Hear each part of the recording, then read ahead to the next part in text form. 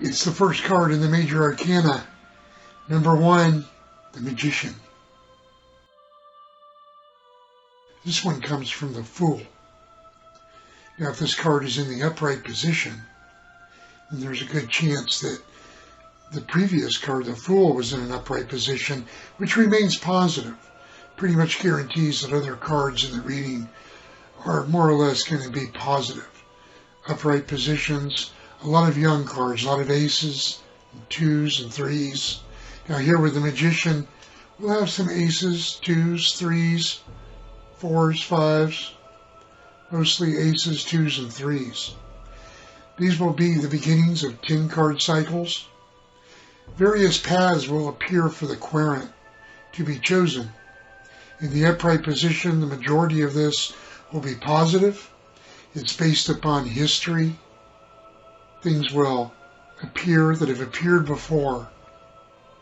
Now, whether inverted or inverted, all of these paths commence with an action, whether for good or for bad. They're negative, they're positive, upright or inverted. In the upright position, the querent is the master of their domain in a positive way.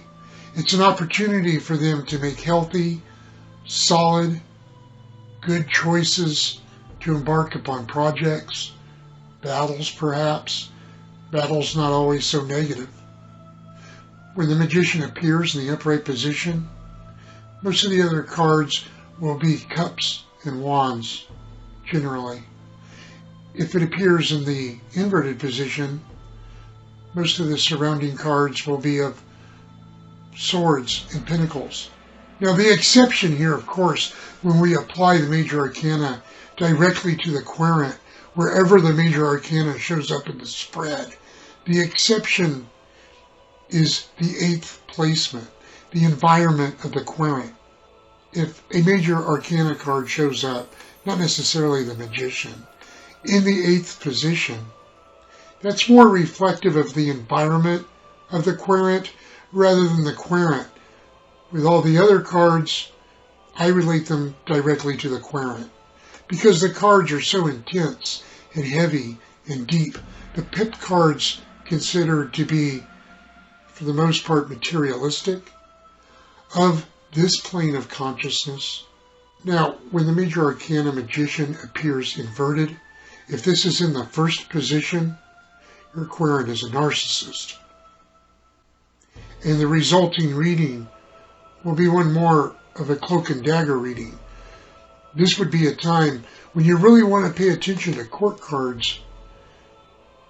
You'll notice lots of swords, lots of pentacles, primarily swords. When this card is inverted, the querent is looking for a fight. The querent is taking the stage of the inverted Fool to the next stage of not necessarily recklessness, but beginning to form strategy of how they can take the easy way out, how they can take advantage of others, how they can manipulate others. It's like a game to them, a cloak and dagger game. And that's how you should proceed with the reading if the card is in the first position. If this card appears in the inverted position in the spread, you can expect swords cards, as the querent will be biased towards having these cards. These will be the 10-card cycles that the querent will be looking to start. If they're of a financial nature, there will be more of like a scheme. The ruling planet of this card is Mercury, and its astrological sign is Gemini. Please hit the like button. Please subscribe. Please check out my other videos and check me out at StanfordTarot.com.